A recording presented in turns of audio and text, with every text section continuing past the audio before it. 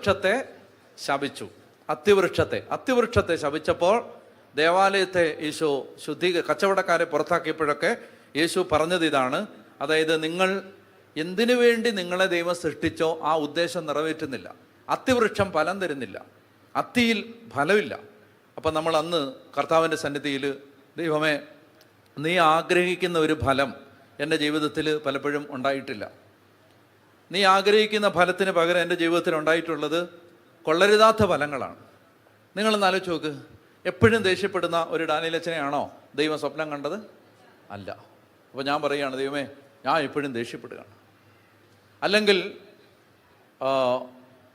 മറ്റുള്ളവരുടെ വളർച്ചയിൽ അസൂയപ്പെടുന്ന ഒരാളെയാണോ ദൈവം സ്വപ്നം കണ്ടത്? നമ്മളെ സൃഷ്ടിച്ച് അല്ല. ദൈവമേ, എനിക്ക് അസൂയ വരികയാണ്. എപ്പോഴും ബാക്കിയുള്ളവരെ എല്ലാം പ്രാകുന്ന ഒരാളെയാണോ ദൈവം സ്വപ്നം കണ്ടത്? ആ ഫലമല്ല, ദൈവം പ്രതീക്ഷിച്ച ആ ഫലം എന്നിൽ നിന്ന് പുറത്തു വരുന്നില്ല.